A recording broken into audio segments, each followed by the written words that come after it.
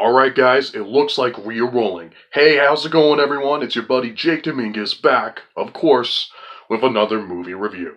Because that's what I do. That's what I always do when I record videos for this channel. I don't know why I have to announce that every time, but that's okay. Movie review time. How are you all doing? Sorry it's been so long since I've made one of these videos. You guys know me. Sometimes I just gotta find time to record these things. Sometimes I just wish I could spend every day recording these videos. But you gotta make do with the time that you have, and that's certainly true in my case. But I saw a movie today and I wanted to quickly get this review out. So let's do that. This is a review for A Quiet Place, directed by John Krasinski and also starring him, and co-written by him. He's doing a lot of jobs here in this movie. And it tells the story of a family. There's a mother, a father, and a couple of children. And an event of some kind happens that we're not completely sure what happened, but something happened that led to the Earth to be ruled over by these scary, terrifying monsters of some kind. And many months and months after this has happened, we meet this family, and they are trying to survive after these monsters invaded the Earth, or whatever it is that exactly happened. Basically, this is a post-apocalyptic world we're living in, right? And these monsters are extremely able to hear sound. They have an incredible sense of hearing, basically. And basically, if these monsters hear you, if they hear you talk, if they hear any loud noises or anything like that, you're dead, basically. These monsters are going to come get you. And the movie shows this family and how they are trying to survive in this post-apocalyptic world where these monsters could get to them if they hear them. For example, instead of talking, they do sign language. When they play board games, obviously TV and video games and that sort of stuff is out of the questions. When they play board games, they play with like little soft figurines as opposed to actual hard metal or plastic pieces that can make noise. Instead of walking on the ground, they put sand out and they walk with their bare feet so that they won't make noise when they walk. And stuff like that. Basically, they live their life in complete silence. And it's made very clear in the beginning of this movie that you do not want to make any noise, because there's very much a threat that these monsters can come and invade you and kill you, basically. It is pretty serious, and we see this family trying to survive, and this movie, of course, is about how that one night, one day, that just all goes wrong. That is the plot of this movie, and it tells the story of this one family. And again, you guys can tell, I'm having trouble explaining the plot because if this was a movie like, say, Independence Day, the entire movie would be about the alien invasion or the monsters or whatever it is that's going on. This movie takes place a little bit after all that took place. It's more like Signs than, say, Independence Day. Because it's about one family who has to deal with the aftermath of the situation of whatever it is that happened. The monsters came, the alien invasion, whatever it is that happened. They don't say they're aliens, by the way. It's just, it's never explained. It's all about this one family. It's about what we know. And if you think too much about that, you're really missing the point. Because it doesn't really matter where the monsters came from. The point is that they're there, and that's what this movie is about.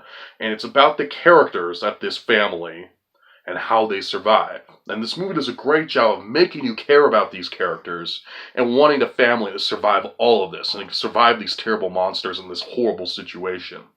Guys, this is a very good movie. It is very intense. It is pretty much intensity all the way through. This is a very tense film, and it is awesome that John Krasinski directed this. Now, if you don't know who John Krasinski is, he is most well known for being Jim on The Office, one of my favorite shows of all time. I've watched The Office back when it was on, and I always thought he was really great as Jim. I always thought he was one of the gems on that show. Now, the whole cast of The Office was incredible, obviously, if you went back and watched that show. But he was really funny in a way that maybe didn't get as much attention as, say, Rainn Wilson's performance or Steve Carell's performance as Michael. Like, they got all the funny stuff to do, like, they're definitely the characters you quote the most and stuff like that. But in the case of Jim, and the same with Pam, they provided the heart for that show. And I thought he was really funny on it. Yeah, Dwight and Michael and all the other more comical characters got the funny stuff, but he played more the straight man, if you will, but he did it really well. I don't think all this stuff would be as good if it wasn't for him playing, and he did a great job, even with what he had to do, playing pranks on Dwight and stuff like that. He played that role really well. And it's easy to forget that when you watch the show, because he's, again, not the center of hilarity like some of the other characters are. But he was great on that show. And because I was such a big fan of The Office, I still am, I've always been interested in his career. I read an interview that John Krasinski gave in promotion for this movie. I think it was for Vulture or something like that. And he admitted and talked about how ever since The Office ended back in 2013 or whatever it was, he's kind of had a hard time with his acting career because people would typecast him as Jim. That's pretty normal when you're so well known for a long-running TV show like that. He's done a few things, like he was in a movie called Leatherheads with George Clooney. I think I was like the only person who liked that movie. I thought it was a pretty funny movie. And a few little things here and there. Most recently, he starred in 13 Hours? Yeah, 13 Hours, The Secret Soldiers of Benghazi? Is that what it's called? It's a mouthful of a title. But he was in that movie, directed by Michael Bay. And that was one of his, most recent leading roles. And he's been doing here or there, but recently he started to direct movies. He also directed a few episodes of The Office. But he directed a movie called Brief Interviews of Hideous Men that premiered in the Sundance Film Festival. That was based on a collection of the author David Foster Wallace's short stories. I've never seen it. As far as I could tell, I don't even know if this thing's on DVD or anything. I don't know. Maybe I'm wrong. I'll have to get back to that. But recently, back in 2016, he directed an independent movie called The Haulers. Now, a lot of people haven't seen this movie, but John Krasinski stars in it as well as directs it. Anna Kendrick's in it, Richard Jenkins is in it, Josh Groban, of all people, is in this movie. And it's this quiet little family drama comedy that is really sweet, that is really heartwarming. I think that also premiered at the Sundance Film Festival, but it's really good. I wish more people had seen it, but that was a very good movie. I thought it was really sweet, really funny, really good. So, and I was like, okay, not only are you a great actor, you're a great director. I wonder what he'll do next. And he follows it up with this movie, A Quiet Place, which is the complete opposite of The Haulers in terms of subject matter. That was a cute, sweet family comedy, which again, go check out The Haulers if you haven't seen it. It's really good. And then we have this movie, which is like a thriller, a horror film. And man, this movie is really well directed. I never took him for a horror movie fan or anything like that. But this film is very well directed. You can tell that this guy has done his research on how to make an intense thriller. This movie leaves you on the edge of your seat the whole time. You want to be quiet during the movie theater. When you're in the movie theater watching this movie. Yeah, that's what you should be doing anyway, but you don't even want to breathe or anything. You're with these characters. You want to shh them whenever something loud is going on because you want them to survive and get out of this. And it does that really effectively. I'm really impressed with John Krasinski and how well he directed this movie. I think you can show that, yeah, sure, maybe his acting otherwise. And his performance in this is great as well. It might be the best performance from him, period. But, man, this guy should just direct more movies from now on. Because this is such a well-directed film. The screenplay, the way it's shot, it's done really, really well. And I was really impressed by A Quiet Place.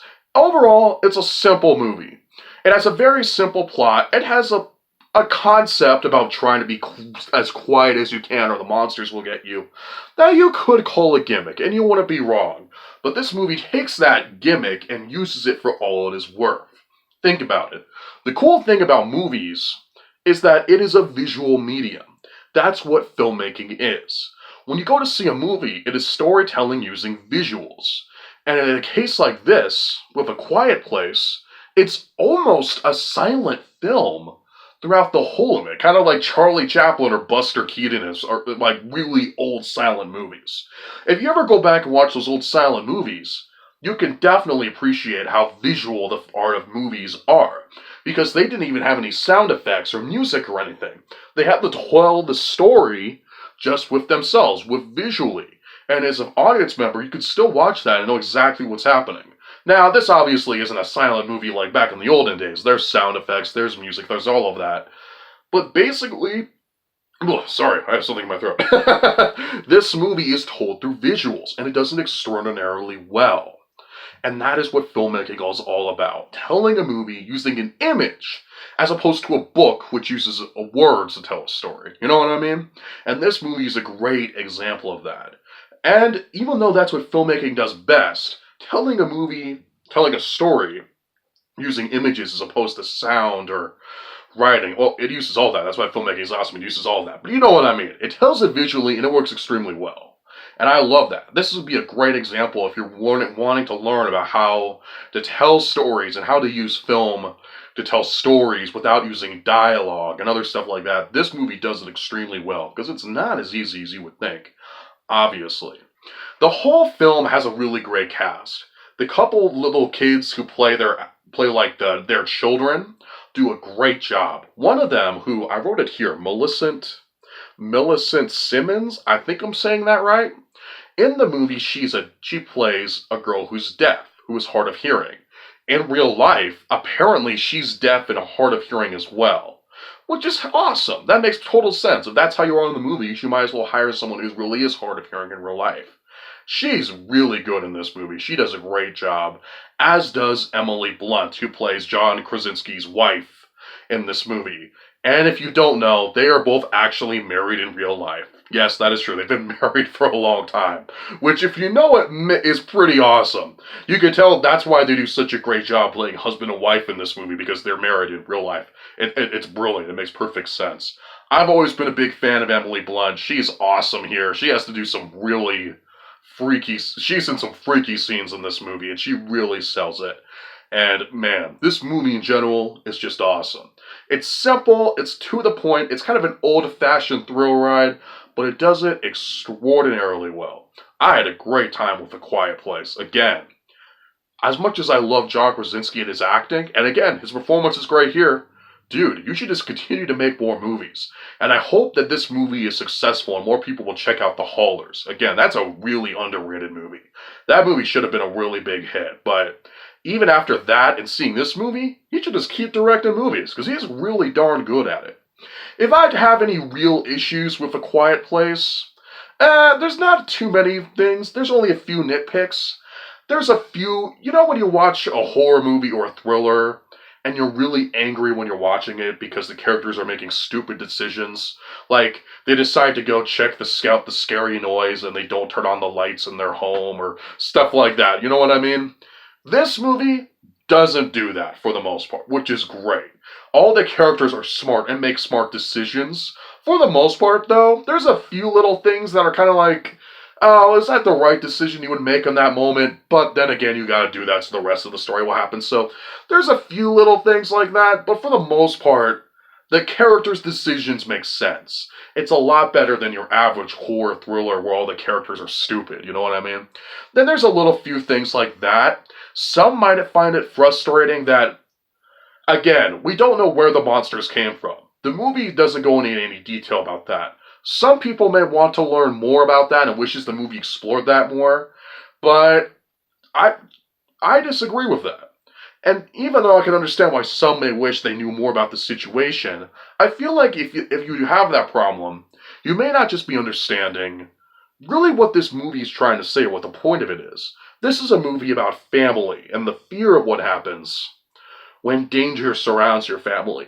And even though we don't have monsters all around us right now, and I gotta be really quiet, and I don't have to be really quiet right now, there are tons of things around that can hurt or scare your family. I don't have children, but I imagine if you're a family like this and you want to protect your kids, that makes it even scarier, right? And that's what this movie is. It's a very strong family message. And again, there's little nitpicks like that that some people may have a problem with. Some people may not like the ending, but I freaking loved the ending. Well, I won't spoil it, of course, but let's just say it ends a little abruptly. And I loved it. I thought it ended exactly the moment where it needed to end. And it was like, yeah, it was awesome. Okay, I won't spoil it though. In the end, guys, I highly recommend A Quiet Place. It is really good. I'm going to give it an A-. Definitely check this one out. I highly recommend it. If you're a fan of thriller and horror like me, I think you'll have a really good time. Well, guys, thank you so much for watching this video. It really does mean the world to me. Be prepared for more reviews coming soon. I've had a couple requests that hopefully I'm going to get to do very soon. The one that I'm hoping to get out in the next few days or sooner is my review for Ready Player One. Now, if you guys have followed me on Twitter, which of course as always is down in the description below, you know that I really liked the movie, and I have a lot to say about it, so I'm looking forward to recording my review for that. But I'll just say that for now. I really liked it, because spoiler alert there. But be prepared for that review coming up, as well as many other reviews coming up soon. And before I leave, never forget, I am your friend. I'm always going to be there for you. Thank you so much, guys, for being my friends. You guys are the greatest, and I will see you next time.